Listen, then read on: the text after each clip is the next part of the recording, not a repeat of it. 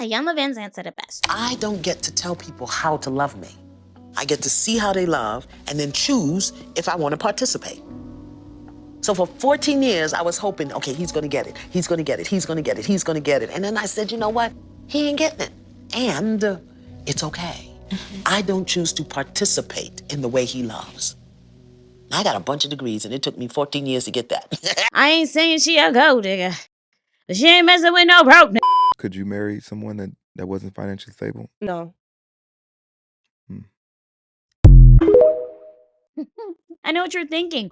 What does this single chick know about marriage? Okay, I know enough to know that I have not found a partnership that makes sense for me to say, till death do us part. While marriage is fundamentally a personal and emotional bond, many elements of it involve strategic planning, shared goals, and resource management. Don't get me wrong, we can all dream of our fairy tale connection and think that's what we deserve. But I hope you eventually wake up and realize that they are clearing out the set and the director has gone home for the day. It's a movie, all right? Fairy tales are not real. And the longer you think you're going to have a fairy tale ending, the longer it will take for you to find the ultimate companionship for you. I used to be a fairy tale girly myself, but let's live in reality for a second because reality isn't bad. We still can shape our own lives. Let's talk about how marriage can be compared to a business rather than a figment of your imagination. Don't marry for love. Here's why. Did she just say not marry for love? She's right, don't marry for love. This is why. The concept of getting married for love is only about 100 years old. It's never really existed throughout history. That's why a lot of people are so disappointed when they do get married and then the love fades, or when there's an ebb or a flow, everyone gets very upset that the partner can't be their mother, sister, brother, cousin, and child all in one. They can't fulfill all those roles. Essentially, if you want to love someone, you can be free to love anybody. But if you want to get married, it's like starting a company. It's an enterprise. It's a whole shebang. So look at that person and their values, what they want in the future, the journey of where they're going. Ask those questions when you're dating. If you really want to get married and put children into the mix, this is a company you're opening. You're not just in love. This is a whole big deal. A partnership needs two people with shared goals and desires. They don't have to be the exact same goals, but they have to be complementary enough to where building is a breeze rather than a chore. If you and your partner do not have shared values or beliefs, the business, or in this case, the marriage, will eventually collapse. Spouses should unite to build a life together, combining resources, skills, and efforts to achieve mutual goals like financial stability, raising a family, or personal growth. And we're not talking about building someone up mentally or emotionally, you know what I'm saying? You know what I'm talking about. Why do we think love fixes? We go into loving relationships trying to fix somebody, change somebody. You see, love is so real. It's already patient. It's already kind. It's already enduring. You don't have to do nothing to love. So when you get somebody and you got to start fixing them, understand that you in your lust. You are out of your mind. And you have to go back in. That maturity should already be there. If you find yourself in a relationship with someone who just can't seem to get control of their emotions and it is very up and down, run. Don't walk, run, young grasshopper.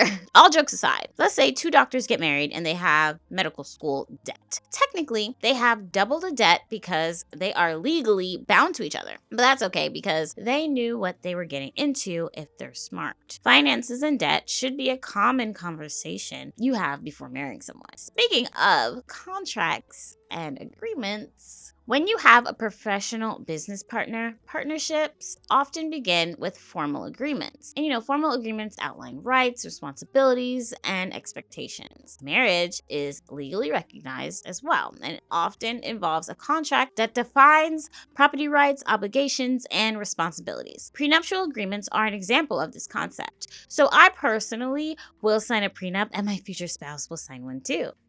That does not mean we don't love each other. It means we are business people and we know how to build a foundation. And even better, we have a plan if that foundation were to, for some reason, crumble up from beneath us. Would you sign a prenup? Are there certain requirements for you to sign a prenup? Comment down below, because I know this is such a sensitive topic because it feels like it ruins the magic of love. But I'm here to tell you that it doesn't. What ruins the magic of love is when you fall for someone who was wearing a mask, so they don't even like you. You were too busy with your rose-colored glasses to notice. Don't worry, it happens to the best of us, okay? But now you're in a painfully gut-wrenching divorce with a stranger, and the first thing you wish is that you never got married.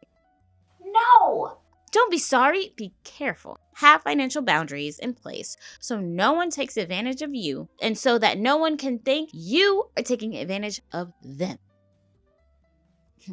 The first marriage was not for love, okay? It was for property, okay? It was for protection, okay? It's not for love. There are so many arranged marriages in the world still today. It's not for love. Love doesn't need contracts. Love doesn't need paperwork. Love doesn't need courthouses. Think about it. Why do rich men get married? To preserve their legacy, to pass their money on, generational wealth. Think about this. Legally, nobody can come and take that crap because they got papers. No woman can pop up and say, this is my man, not yours. I got paperwork. It's mine. I'm getting all the money. Just like you got paperwork on your animals. When they come up missing, you got that chip in them, you got the paperwork, that's your dog. The vet will call you, excuse me, we found your animal. Okay, I'm going to come pick them up. Success requires budgeting, managing income, and making investments. In a marriage, couples often share or coordinate finances, plan budgets, manage debt, and invest in future goals like buying a home or saving for retirement. There is a lot of financial collaboration in a marriage, so in the dating stages, it is perfectly fine to ask someone their future plans, or even if they have a daily routine that sets them up for said plans or success, because that is the greenest flag you can find, even if they don't have any money, because eventually they will get there by their habits. For example, reading books would be a green flag, but an even better thing would be to ask them, what have they learned from said books? Are they implementing anything they've read so far? I love seeing a full bookshelf in someone's home that I'm dating, even if they haven't read them all yet. I've been reading quite a few finance books, and I'm gonna start a book called The Financial Feminist. Should we start a book club? Let me know in the comments. Team members have defined roles and responsibilities to maximize efficiency. And in a marriage, you guessed it, spouses typically divide household and emotional labor, such as earning income, parenting, or maintaining the home. Now, this definitely depends on preference. I'm not a 50-50 girly, but I know that dynamic can work for some people. But can we be real for a second?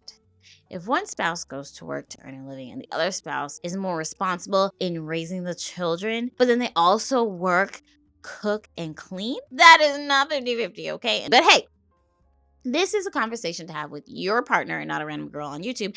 And then and only then will the correct answer be correct. And that is what will work for you.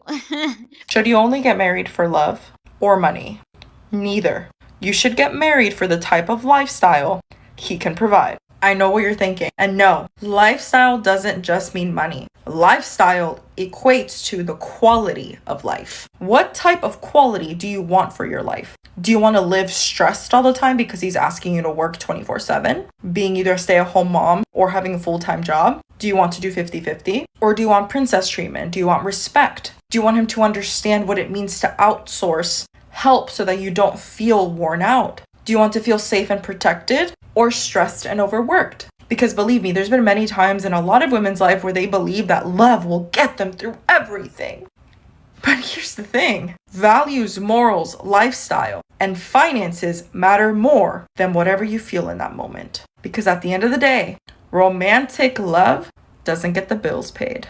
It's time to reframe and repurpose lifestyle to quality of life. It's the same thing. As always, ladies, be wise. Speaking of what works, disputes are resolved through negotiation to maintain productivity. You cannot stay confrontational at work. You know what happens then? Okay. You probably get fired because, same in a marriage. Couples work through disagreements using communication, compromise, or counseling to preserve the relationship. And don't be upset if this doesn't work, okay? As we mentioned with jobs and being fired, sometimes it's best to end the relationship if a compromise cannot be met. You know, the mistake we make as women is everybody got to be the one. Yeah. Why can't they be the one for now?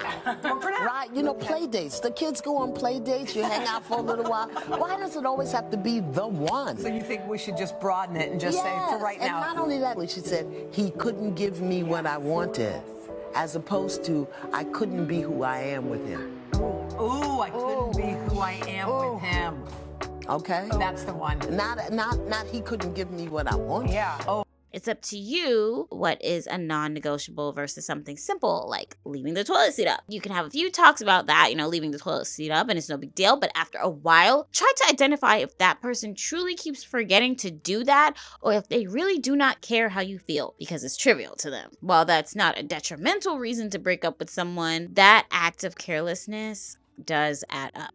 Successful businesses aim to expand and leave a lasting impact or wealth. In a marriage, couples strive for personal and family growth, building a legacy through children, shared achievements, or societal contributions. Not everyone wants children, okay? But you should know if your future spouse has children or maybe wants children in the future and how fast, because this should be a deal breaker. If you want children and the person you're dating does not, I'm telling you this right now. This is something that very rarely changes. You can continue dating them if you want to waste time. But if you're a smart business owner, this wouldn't even be considered because time is not money. Time is freedom and it frees you for the person you're destined for naturally that also wants kids or whatever it is.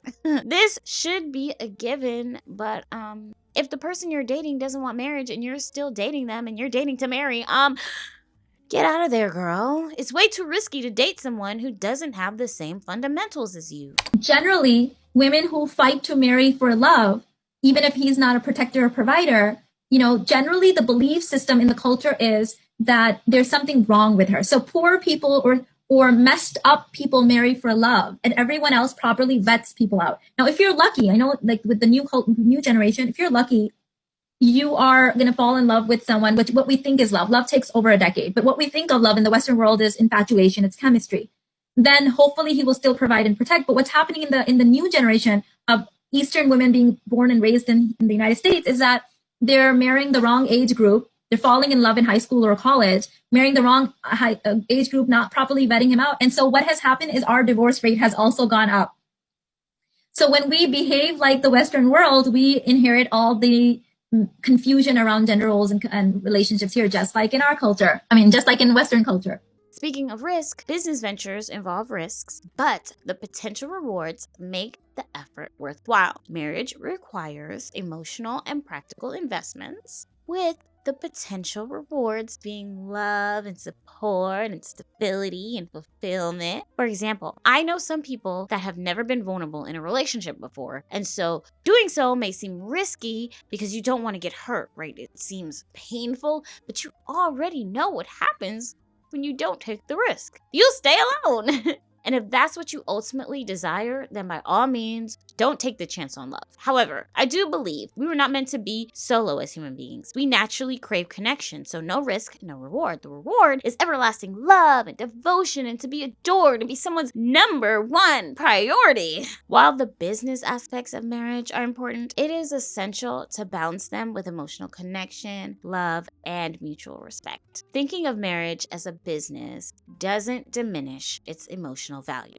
Instead, it adds a layer of practicality that can help navigate challenges, and so you and your partner can thrive together. You can still get flowers on the first date, okay? You can still want good morning texts. You can still want cute romantic vacation getaways, okay? You deserve it all, whatever you want, princess. But just make sure you're picking someone who is in alignment with your wants and desires. If someone says they don't believe in birthdays or Valentine's Day, but you would still really want a present and feel special, and it didn't matter if it was a consumeristic holiday, again, don't walk, run, because the chances of you magically turning into their dream girl that they would bend that rule for is unfortunately slim to none. Because people are creatures of habit and you don't get to tell someone how to love you. I used to think you can, but you really can't. Ayanna Van Zandt said it best. You don't get to tell people how to love you. You can see how they love, and then you get to choose whether or not you're okay with that love. And in this case, if you're okay with that love, forever. And yes, personality and compatibility matters because looks fade. And when the looks fade, what are you left with? A grumpy old person who never even liked you in the first place? Insanity. Okay, use your brain, it's okay. It's going to save you heartbreak and mess in the long run. I wish anyone watching this a thriving love life filled with prosperity and abundance. That's all I have for you guys. Like, comment, and subscribe, of course. Bye. I ain't saying she a gold digger. She ain't messing with no rope. I ain't saying she a gold digger. She ain't messing with no rope. I ain't saying she a gold digger. But she ain't messing with no rope. I ain't saying she a gold digger. But she ain't messing with no rope.